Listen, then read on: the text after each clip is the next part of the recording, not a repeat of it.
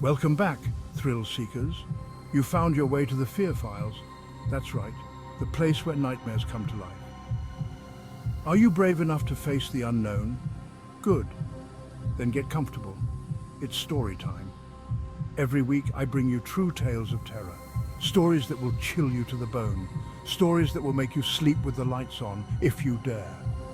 Tonight we're diving deep into the world of sleepovers. We all have them.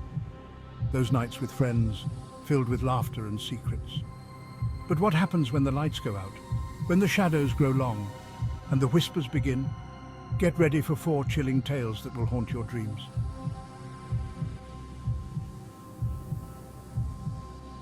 First, we'll hear about the whispers in the attic. 3 friends discover they are not alone in the old house. Someone or something is listening. Then we'll delve into the mystery of the Mirror of Shadows. What secrets lie within its depths? Next, we'll uncover the forgotten grave. Disturbing the past can have terrifying consequences. Finally, we'll meet the ghostly guardian. Some spirits protect, even in death. So lock your doors, turn off the lights, and huddle close. It's about to get scary, very scary.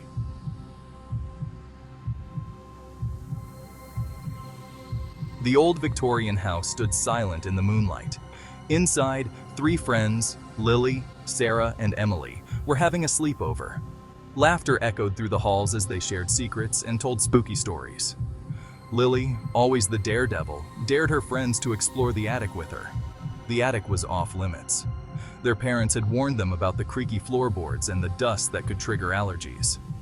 But more than that, there were whispers. Whispers of a ghost that haunted the old attic. Sarah shivered, her eyes wide with fear. "I don't know, Lily. What if the rumors are true?" she whispered, her voice trembling. Emily, usually the bravest of the 3, felt a shiver run down her spine. "Yeah, Lily," she said, her voice barely a whisper. "What if there really is a ghost up there?"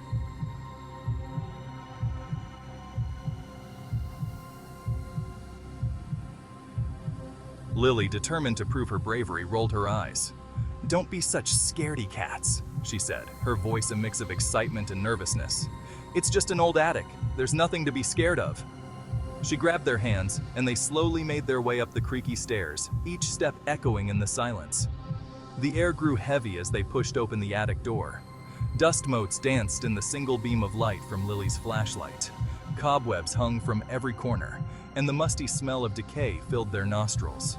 Lily's flashlight beam danced across the room, illuminating old furniture draped in white sheets, forgotten toys scattered on the floor, and trunks piled high against the wall.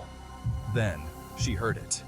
A soft whisper coming from the far corner of the attic. Her blood ran cold.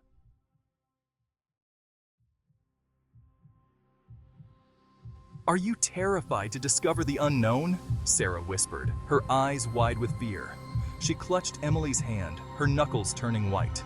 Emily nodded, her heart pounding in her chest. The whisper came again, soft and mournful, sending shivers down their spines. It seemed to be calling their names. Lily shone her flashlight into the corner, her hand trembling. There, huddled in the shadows, was a figure. A young girl, her long dark hair cascading down her back, her face pale and drawn.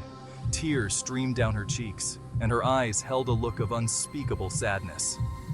The girls screamed. They scrambled back down the stairs, their hearts pounding in their chests. They ran to their room, slamming the door shut and huddling together for comfort. Later that night, unable to sleep, Lily confessed. She had found an old diary in the attic. It belonged to a girl named Abigail, who had lived in the house 100 years earlier. Abigail had died in the attic, heartbroken after the loss of her parents. From that day on, the girls never spoke of their experience, but they never forgot the whispers in the attic, and they never doubted the existence of ghosts again.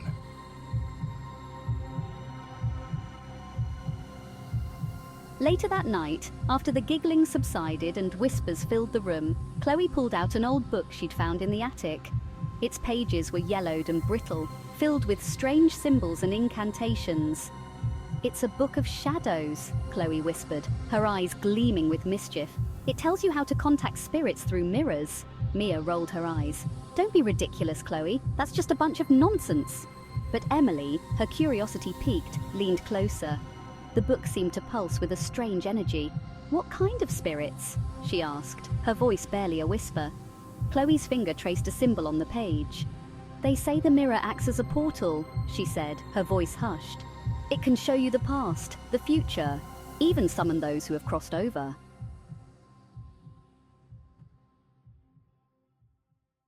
Curiosity, once piqued, is a difficult beast to ignore. Armed with nothing more than a rusty shovel and a flashlight, Jake and Ben began to dig. The rest of the group watched with a mix of apprehension and morbid fascination. The shovel hit something solid. A dull thud that echoed through the silence of the night. They exchanged nervous glances, their hearts pounding in their chests. What had they stumbled upon in the dead of night?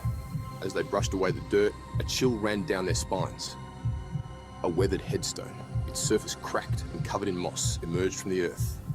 The inscription was barely visible in the moonlight, but the faint outline of a name sent shivers down their spines. They had unearthed a grave. Fear, cold and sharp, cut through the group. The air grew heavy, the silence punctuated by their ragged breaths. They had stumbled upon something sacred, something that should have remained buried. Section 3. A restless spirit that night. Sleep evaded them. The wind howled outside the tent, carrying with it the whispers of the forgotten dead. And then they heard it, a soft rapping on the tent flap, as if someone, or something, was seeking entry. Terror, raw and primal, rooted them to the spot. They huddled together, their eyes wide with fear, as the rapping grew more insistent. A voice, thin and reedy, seemed to seep from the very ground beneath their tent. "Peace," the voice whispered, its tone mournful and laced with ancient sorrow. "Please, let me rest." The friends scrambled out of the tent, their hearts pounding in their chests. They didn't need to see the ghostly figure hovering near the unearthed grave to know that they had disturbed something best left undisturbed. This was a night they would never forget, a night that would forever be etched in their memories.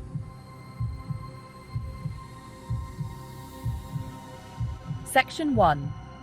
The Music Box's Melody. The old farmhouse creaked and groaned around them, a symphony of settling wood and whistling wind. 5 friends, Max, Ethan, Sophia, Olivia, and Daniel, huddled in the attic, their flashlights cutting through the darkness. It was their annual sleepover tradition, exploring the hidden corners of the ancient farmhouse. Max, always drawn to forgotten relics, brushed the dust off a tarnished silver music box. Its intricate carvings hinted at a time long past, a time of elegance and mystery. He carefully lifted the lid, releasing the faint scent of lavender and thyme. "Whoa! Check it out!"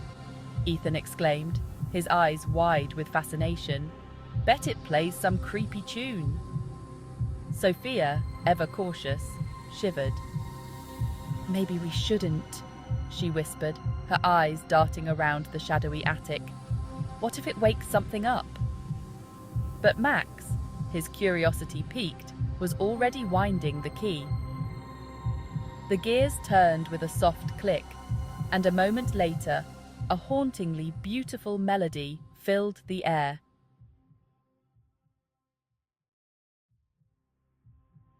Section 2. A Spectral Presence.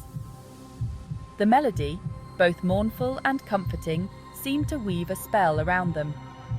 The attic, usually filled with the rustling of mice and the creaking of timbers, fell silent. And then they saw her, a translucent figure, shimmering at the edge of their vision.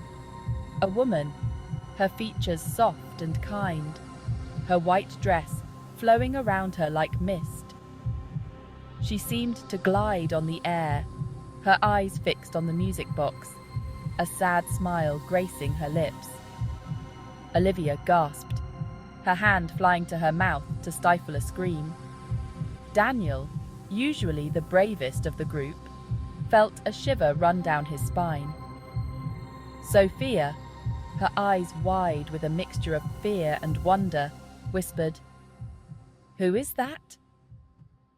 The figure, as if sensing their question, turned towards them. Her eyes, filled with a deep sadness, held no malice, only a profound melancholy. And then she faded away, as if she were a figment of the music itself.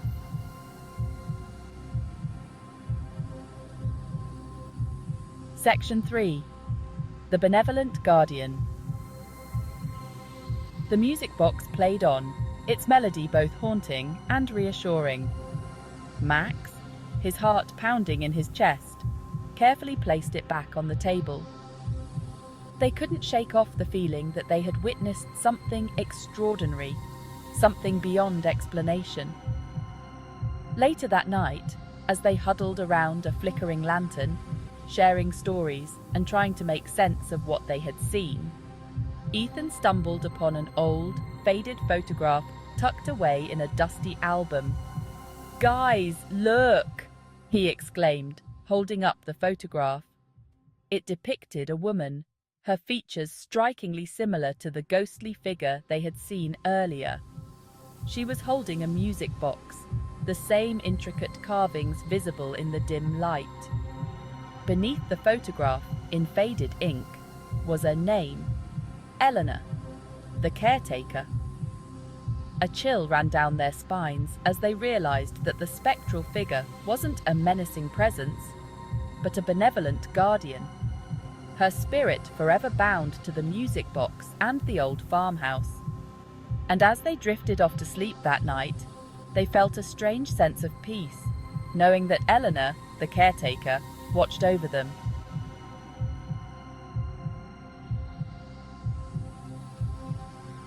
Section 1. The lingering shadows, the stories are over, for now. But the fear? The fear lingers, like the scent of wood smoke on a winter's night. It seeps into your bones, chills you to your core. Think about those whispers in the attic, the soft, mournful cries of a heartbroken spirit. Imagine the terror of those trapped reflections, their eyes glowing with a hunger that chills the soul. Remember the forgotten grave, the restless spirit's plea for peace. And what about the ghostly guardian? Her presence both comforting and unsettling. These stories, my friends, are just a glimpse, a taste of the darkness that surrounds us. The veil between our world and the unknown is thin, thinner than you think.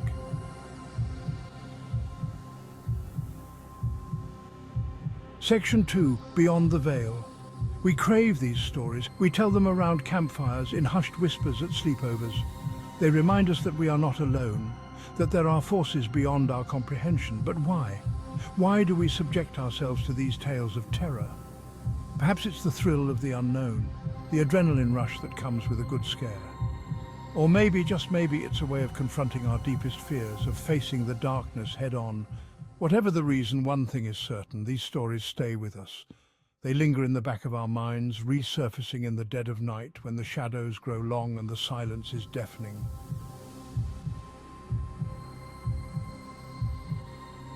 Section 3. Sweet Dreams. Or are they? So, the next time you're home alone and you hear a creak on the stairs, don't dismiss it as an old house settling. And if you catch a glimpse of movement in the mirror, don't assume it's just your reflection. The shadows are listening. The whispers are growing louder. And the veil? It's getting thinner every day. Thank you for joining me tonight on the Fear Files. Don't forget to like, subscribe, and share your own chilling tales in the comments below. Until next time, sleep tight, if you dare.